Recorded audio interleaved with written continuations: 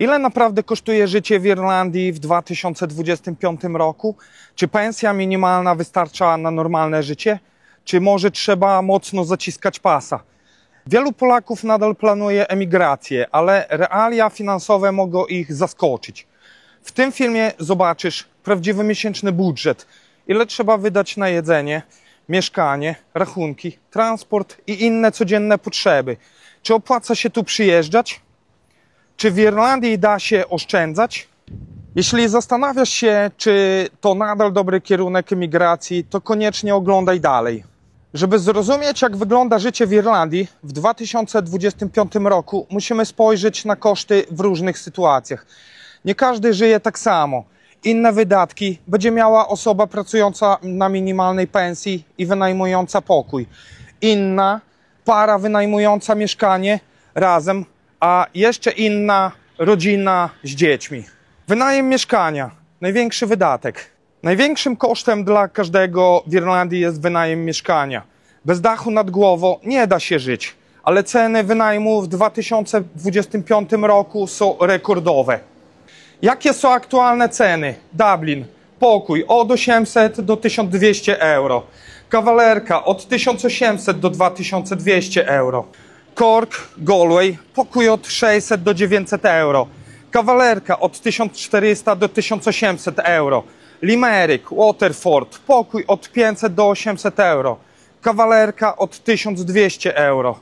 Oprócz czynszu dochodzą rachunki. Prąd i ogrzewanie od 100 do 250 euro miesięcznie. Internet i telewizja od 30 do 70 euro. Woda w Irlandii jest darmowa, to jedyny plus. Niektóre mieszkania mają ogrzewanie olejowe, ale to oznacza, że trzeba co kilka miesięcy kupować zapas oleju za 300-600 euro. Wynajem jest tak drogi, że większość Polaków decyduje się na wynajmowanie pokoi zamiast całych mieszkań. Są nawet przypadki, że dwie osoby dzielą jeden pokój, bo inaczej nie byłoby ich stać na życie. Koszty jedzenia. Ile wydajesz na zakupy? Drugim największym wydatkiem jest jedzenie. Nie będziemy tu znowu porównywać chleba i mleka, bo już o tym mówiliśmy. Spójrzmy na pełny miesięczny budżet, na jedzenie w różnych sytuacjach. Osoba samotna, podstawowe zakupy. Budżet 250-350 euro miesięcznie. Zakupy głównie w Lidl, Aldi, Tesco. Głównie warzywa, makarony, ryż, mięso, nabiał, pieczywo. Brak alkoholu, brak jedzenia na mieście.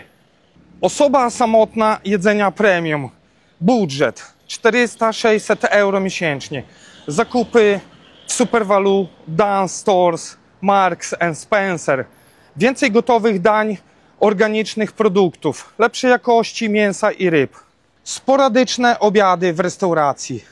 Rodzina z dziećmi, budżet 700-1200 euro miesięcznie. Większe ilości jedzenia, mleka, produktów dla dzieci. Częstsze zakupy w Supervalu, Dunnes Stores, Lidl. Koszty mogą wzrosnąć, jeśli dzieci chodzą do szkoły i trzeba im przygotować posiłki na lunch. A co z jedzeniem na mieście? Fast food 8-12 euro za burgera lub kebaba. Restauracja 18 do 30 euro za obiad. Pizza na wynos 15 do 25 euro. Kawa w Starbucksie 3,5 do 5 euro. Piwo w pubie od 6 do 7 euro. Transport. Czy warto mieć samochód? Miesięczny bilet komunikacji miejskiej w Dublinie 130 euro. Taksówka na krótkim dystansie 10-20 euro. Paliwo, benzyna, diesel od euro 80 do 2,10 euro za litr. Ubezpieczenie samochodu 1500 do 2500 euro rocznie. Samochód w Irlandii to duży wydatek, ale wiele osób go potrzebuje, bo transport publiczny jest słaby. Koszty życia, o których nikt nie myśli. Wizyta u lekarza rodzinnego od 60 do 80 euro. Dentysta, zwykła plomba 100 do 150 euro. Przedszkole dla dziecka 800-1200 euro miesięcznie. Podatek RTV za telewizor 160 euro rocznie. To są koszty, które zaskakują emigrantów, bo w Polsce nie są one tak wysokie. Czy można oszczędzać?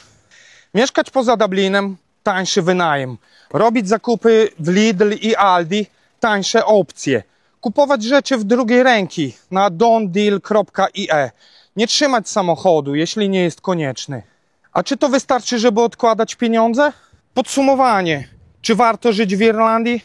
Dla kogo Irlandia jest dobrym wyborem? Osoby z dobrze płatną pracą. Powyżej 3-4 tysięcy euro miesięcznie. Samotni emigranci, którzy potrafią kontrolować budżet. Ludzie, którzy mogą pracować zdalnie i mieszkać poza dużymi miastami. Dla kogo Irlandia nie jest dobrym wyborem? Osoby na minimalnej pensji. Wynajem i koszty życia pochłoną większość dochodu. Rodziny z dziećmi. Wysokie ceny przedszkoli, mieszkań, jedzenia. Osoby, które nie znają języka. Bez angielskiego ciężko znaleźć dobrą pracę. Co o tym myślisz? Czy Irlandia to nadal dobry kierunek emigracji? Czy koszty życia są zbyt wysokie? Daj znać w komentarzu. Jeśli chcesz zobaczyć więcej filmów o Irlandii, wciśnij tutaj. Do zobaczenia w następnym filmie. Cześć!